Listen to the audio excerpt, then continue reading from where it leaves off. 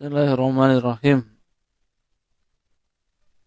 Alhamdulillah nahmaduhu wa nasta'inuhu wa nastaghfiruh wa na'udzu billahi min shururi anfusina wa min sayyiati a'malina.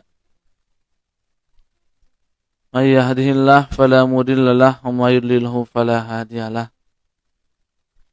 Asyhadu an la ilaha illallah wahdahu la syarika lah wa asyhadu anna Muhammadan abduhu wa rasuluh alladzi la nabiyya wa la rasula ba'dah. Waktu iman rahimakumullah, di hari yang bahagia ini, di hari pertama kita melaksanakan perintah Allah Subhanahu wa taala. Dalam hal ini ibadah suci di bulan Ramadan, tentu banyak amalan-amalan yang harus kita kerjakan, harus kita tingkatkan, tentu harus berdasarkan dengan keyakinan dan juga mengharap ihtisab pahala dari Allah Subhanahu wa taala. Mudah-mudahan di ibadah kita ke depan sebulan yang akan datang, tentu yang ingin kita raih, yang kita targetkan adalah tercapainya gelar ataupun predikat takwa di hadapan Allah Subhanahu wa taala, sehingga bisa dikatakan muttaqin, orang yang bertakwa. Ikhwatul iman rahimakumullah, dalam pertemuan kali ini kita akan membahas tentang hadis-hadis yang berkaitan tentang zina dalam kitab Al-Kabair. Namun sebelum masuk ke hadis tersebut, Imam Adz-Dzahabi mengutip dalam kitab Zaburnya bahwasanya inna zina, sesungguhnya perlakuan atau pelaku zina itu mu'allaquna bi furujihim, farjinya atau alat kelaminnya atau kemaluannya digantungkan finnari, di dalam neraka.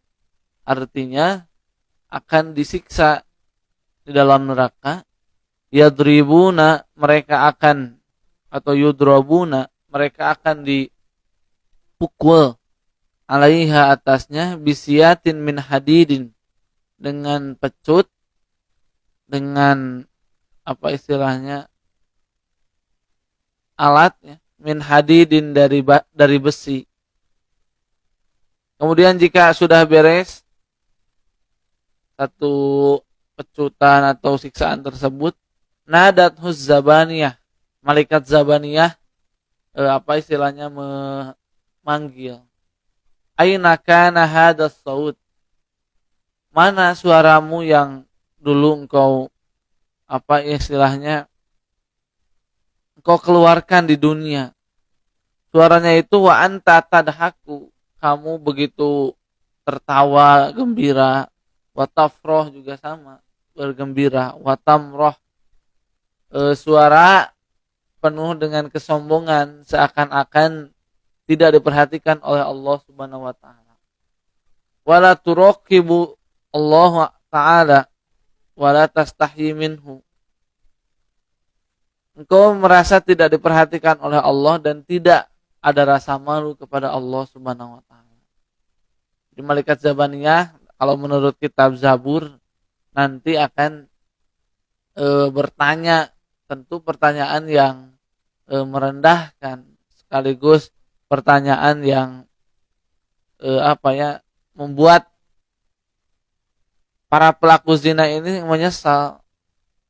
Mana suara dulu yang kamu bergembira, ketawa ketiwi ketika melaksanakan atau melakukan dosa besar ini. Wasabata an Rasulullah sallallahu alaihi wasallam. Nah, kita masuk ke hadis yang pertama. Dan sungguh telah diriwayatkan dari Rasulullah sallallahu alaihi wasallam annahu qala, bahwasanya Nabi Muhammad sallallahu alaihi wasallam bersabda, la yazni zani, tidaklah seorang pezina berzina, hina yazni, ketika dia berzina, wa huwa mu'minun, padahal dia seorang mukmin, dan seterusnya. Nanti tiga kelompok ini ketika melakukan dosa besar ini, ketika melakukan dosa, imannya sedang tidak ada dalam dirinya, atau dalam bahasa lain sedang copot. Nah, ikhwatul iman rahimakumullah, jadi orang yang sedang berzina otomatis ketika bermaksiat kepada Allah Subhanahu wa taala, dalam hatinya tidak ada zikir, tidak ada pikiran untuk mengingat Allah Subhanahu wa taala. Banyak kasus orang-orang yang hendak melaksanakan perzinahan tapi diselamatkan oleh zikir dan fikir kepada Allah Subhanahu wa taala. Kita sebut contoh misalnya kisah Nabi Yusuf alaihissalam. Bagaimana diceritakan dalam Al-Qur'an ketika Nabi Yusuf alaihissalam begitu tergoda dengan kecantikan ibu angkatnya, yaitu Ratu Zulaikha. Ketika Nabi Yusuf ingin istilahnya pincut gitu dengan Siti Zulaikha ini, tapi ternyata ro'a burhana rabbi, dia melihat petunjuk dari Tuhannya. Dia segera kembali, dia segera mengingat Allah Subhanahu wa taala. Dan akhirnya yang tadinya Zulaikha merasa bahwa selangkah lagi akan berzinah dengan Yusuf, karena Siti Zulaikha juga sama ingin istilahnya merasakan Nabi Yusuf alaihissalam. Tapi ternyata Nabi Yusuf segera ingat kepada Allah Subhanahu wa taala sehingga dia melarikan diri, kemudian gamisnya ditarik oleh Zulaikha. Ikhwatul iman rahimakumullah, kisah yang kedua yaitu seorang laki-laki yang berjualan. Kemudian jualannya ini dibeli oleh seorang orang kaya wanita. Tapi pedagang ini memiliki tubuh ataupun postur juga wajah yang menarik. Sehingga pembeli yang cantik itu, orang kaya itu, yang tadinya ingin membeli bukan membeli, tapi niatnya ingin berzinah, ingin istilahnya melakukan dosa kepada Allah Subhanahu wa taala. Perlahan perempuan ini mengajak pedagang itu untuk melakukan transaksi di kamarnya. Tanpa menaruh curiga, penjual laki-laki yang ganteng ini tidak ada curiga pada pembeli ini, karena yang dijualnya ini minyak kasturi. Tentu sangat logis ketika ingin dipakai di kamar. Tapi ternyata ketika sudah masuk, perempuan ini bergegas dengan cepat ingin mengunci pintu kamar yang hanya ada dirinya dengan laki-laki tersebut. Akhirnya perempuan itu mengatakan, "Kamu mau kemana? Di tempat ini kita hanya berdua. Kamu akan mendapatkan bayaran ketika nanti istilahnya dosa itu telah dilakukan." Ikhwatul iman rahimakumullah. Tapi ternyata si pemuda ini, meskipun pembeli yang ada di hadapannya ini perempuan cantik, tapi yang ada dalam pikirannya adalah bagaimana Allah Subhanahu wa taala melihat perlakuan atau melihat perbuatannya dengan wanita tersebut. Akhirnya dia memberikan satu permintaan atau meminta satu permintaan. Dia akan melakukan zina, tapi ketika dia keluar dari WC, ternyata laki-laki ini masuk ke WC, membaluri seluruh tubuhnya dengan kotoran, dengan tujuan supaya perempuan itu yang tadinya suka menjadi tidak suka, menjadi ilfil, menjadi jijik gitu, ketika melihat laki-laki tersebut penuh dengan apa istilahnya kotoran. Ternyata benar, ketika laki-laki itu keluar dari WC, dari kamar mandi, perempuan yang tadinya berhasrat mengajak berzina, tapi yang ada dia malah diusir. Nah, ikhwatul iman rahimakumullah, dua kisah tadi memberikan gambaran kepada kita bahwa bagaimana apa istilahnya tingginya keimanan yang ada di dalam hati orang yang beriman. Orang yang beriman berarti dia mikirnya panjang, visioner, tidak pendek.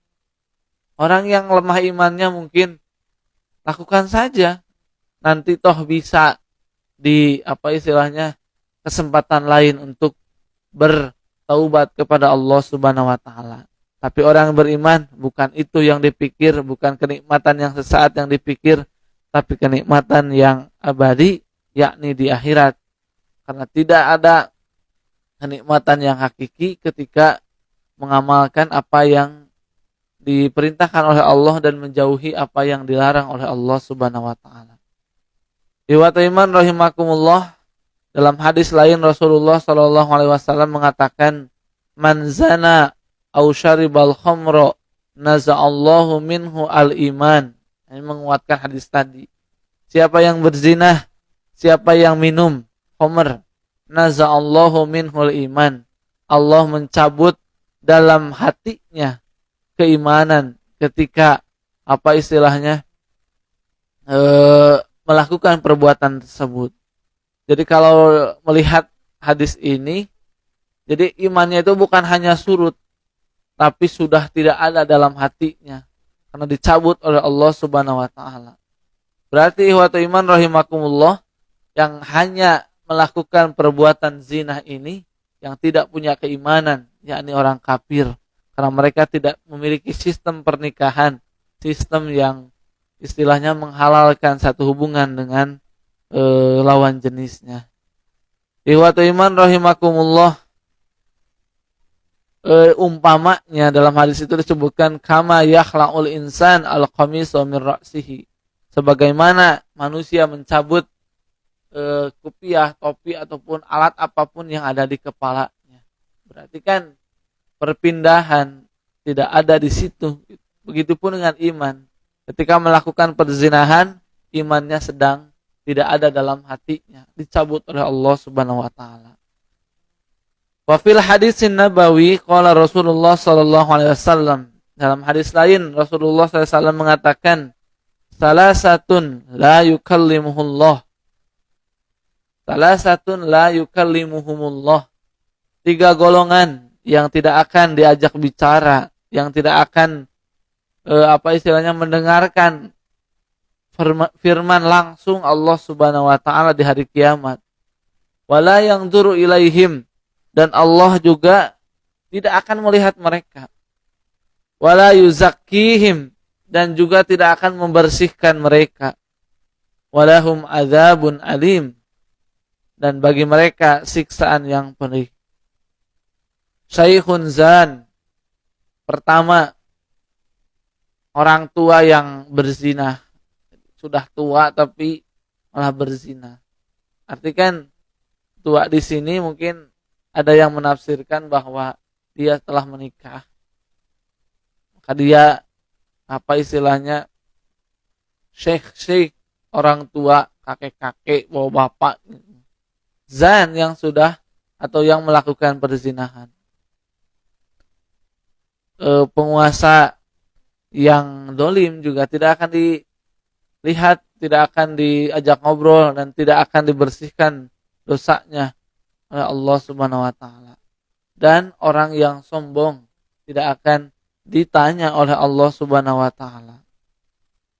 Ikhwatul iman rahimakumullah, hadis yang selanjutnya, wa an Ibnu Mas'udin radhiyallahu an qala, dari Ibnu Mas'ud radhiyallahu an, dia berkata, "Qultu ya Rasulullah," aku berkata, aku bertanya kepada Rasulullah sallallahu alaihi wasallam, "Ayyu dzanbi dosa apa a'zamu indallahi ta'ala yang lebih besar di sisi Allah Subhanahu wa taala.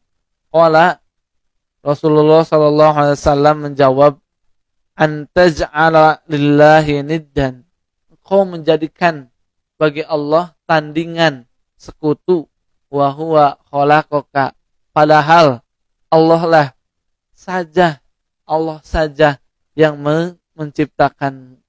Faqultu anna dzalika li'azim atau la'azim. Oh tentu itu merupakan dosa yang sangat besar, yang sangat fatal. Tsumma ayyun, kemudian apalagi? Qala antaqtula waladaka khasyata ayat amama'aka.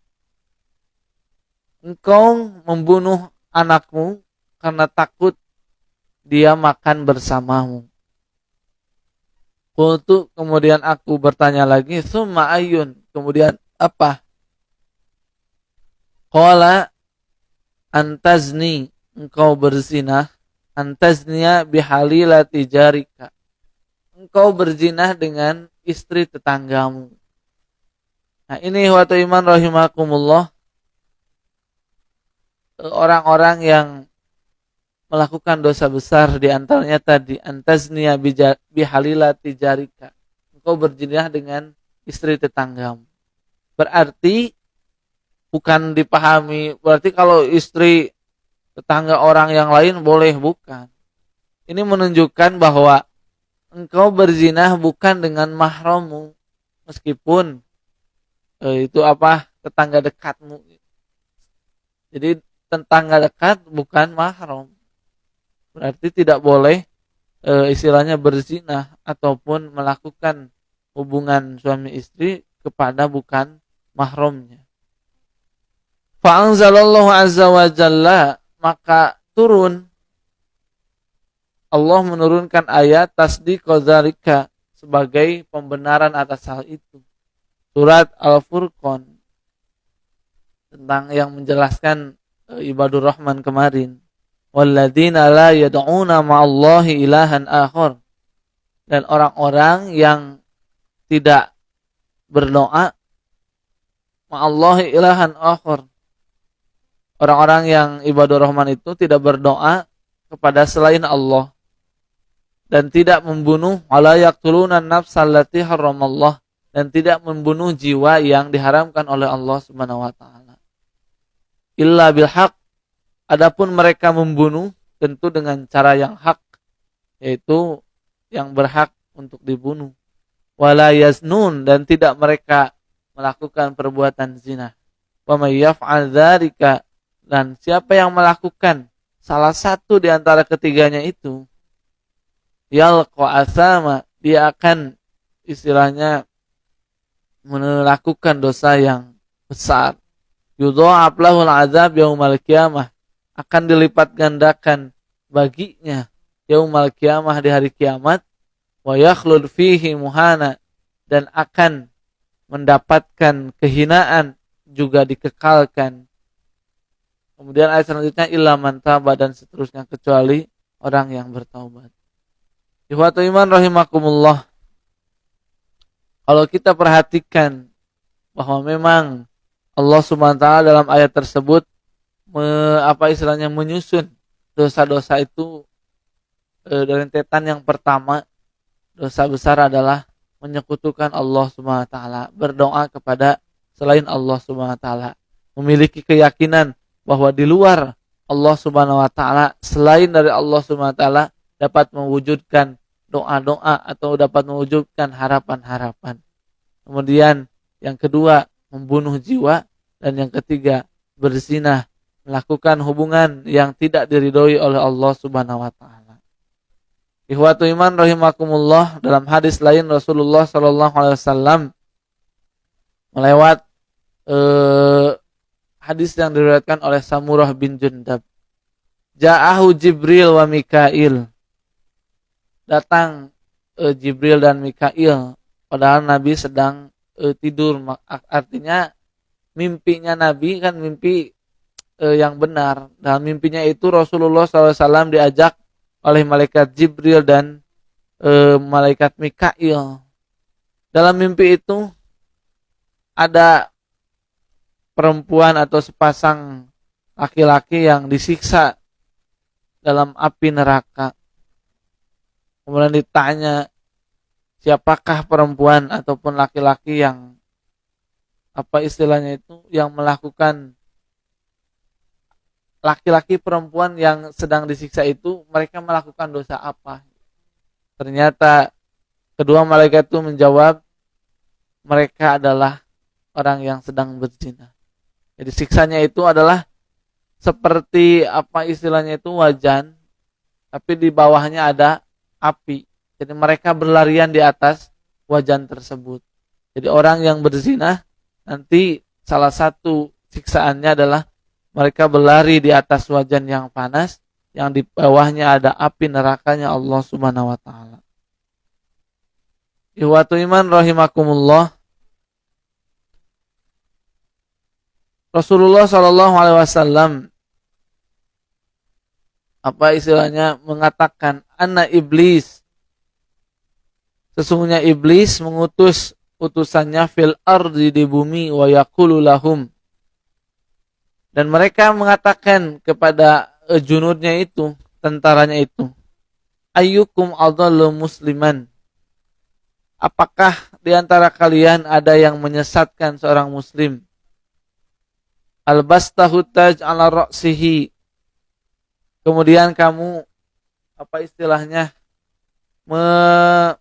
memakaikan at-taj, mahkota gitu ya, ala ra'sihi, di atas kepalanya, fa'adzamahum fitnah aqrabuhum ilahi manzilatan fayaji ilahi ahudum fayaqul lam azal bi fulan hatta taliqa imru'atahu.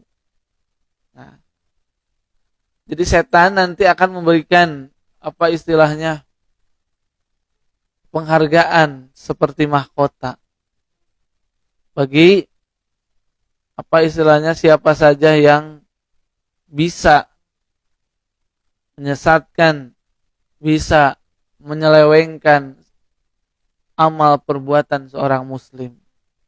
Di antaranya yang bisa ataupun prestasi yang paling tinggi sudah dijelaskan bahwa ketika seseorang bercerai, tentu yang menjadi apa istilahnya penyebab perceraian bisa jadi perselingkuhan atau hubungan di luar yang tidak disukai atau tidak diridhoi oleh Allah Subhanahu wa taala. Ikhwatu iman rahimakumullah, begitu hebat, begitu apa istilahnya, begitu luar biasanya dosa zina ini dilakukan untuk kesenangan yang sesaat, tapi mendapatkan siksa yang sangat pedih di hadapan Allah Subhanahu wa taala. Hadis yang selanjutnya oleh Rasulullah sallallahu alaihi wasallam dijelaskan, ma min danbin, tidak ada dosa ba'da syirki billahi a'zam, yang paling agung, yang paling besar ketika setelah syirik adalah min nutfatin wada'aha rajulun fi farjin la yahillullah, ketika nutfah sperma wada'aha rajulun, yang diletakkan oleh seorang laki-laki fi farjin, pada kemaluan la yahillullah, yang tidak apa istilahnya halal baginya. Tapi para ulama mengatakan jadi tidak ada kaitannya atau tidak ada apa istilahnya, zina itu bukan distandarkan bukan ketika keluarnya nutfah saja, tapi ketika kemaluan laki-laki masuk pada kemaluan wanita, itu sudah berzina meskipun tidak mengeluarkan sperma.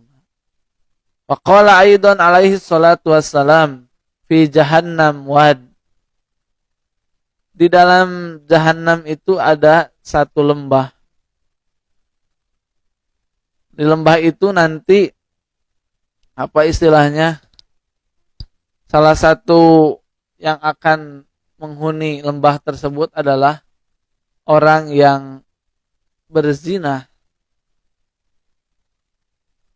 Summa tudrabu zani, orang yang berzina akan dipukul. Fi jismihi yajidu mirarah wajah alfasannah. Jasadnya itu akan dipukul, kemudian akan berulang kembali gitu. Alfasannah selama 1000 tahun. Tentu tahun yang apa istilahnya di akhirat berbeda dengan tahun yang ada di dunia. Kemudian dagingnya juga akan apa istilahnya rusak gitu. Kemudian akan kembali lagi. Wa yasilu min farjihi, dan akan keluar dari farjinya. Al-qaih ya. Al-qaih itu apa namanya itu? Tidak hanya qaih, nanti ada as-sadid nanah gitu yang akan mengalir dari farjinya. Jadi ketika disiksa tubuhnya akan hancur, dagingnya juga akan rusak ataupun berserakan gitu. Kemudian akan keluar juga dari farjinya itu al-qahi as-sadid, nanah yang bercampur darah. Jadi nanti di neraka jahanam, di lembahnya ada apa istilahnya, satu lembah yang khusus dipakai untuk diperuntukkan orang-orang yang berzina. Ikhwatu iman rahimakumullah. Dan zina yang paling besar adalah zina di antara yang muhrim, maksudnya keluarga. Anak menjinahi ibunya, saudara laki-laki menjinahi saudara perempuannya, ayah menjinahi anak perempuannya. Dalam sahih, dalam Mustadrak Hakim disebutkan, man waqa'a ala dzati mahramin faqtuluh. Siapa yang melakukan hal tersebut pada yang muhrim ataupun mahramnya, faqtuluh, maka bunuhlah. Jadi ikhwatu iman rahimakumullah, zina dengan orang lain tentu dosa yang sangat besar, apalagi dilakukan dengan keluarganya sendiri atau mahramnya. Ikhwatu iman rahimakumullah. Wa anil Bara, hadis terakhir, anna khalahu ba'asahu Rasulullah sallallahu alaihi wasallam ila rajulin abihi an yaqtuluhu wa yakhmisu malahu. Fanas'alullahu al-manan bi fadlihi an yaghfir lana dzunubana annahu Jawwadun Karim.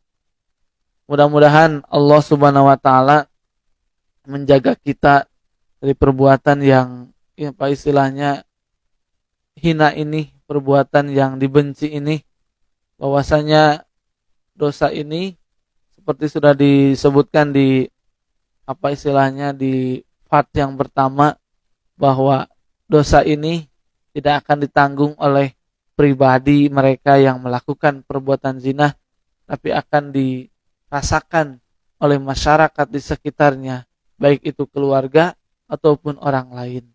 Karena nanti juga akan mengganggu tatanan sosial. Di akhirat dia hina, di dunia pun dia mendapatkan langsung balasan dari Allah Subhanahu wa taala. Itu saja mungkin bisa disampaikan.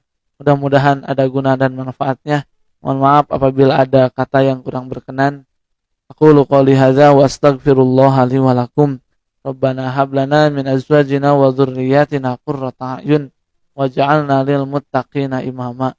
Rabbighfirli wa liwalidayya wa lil mu'minina yauma yaqumul hisab.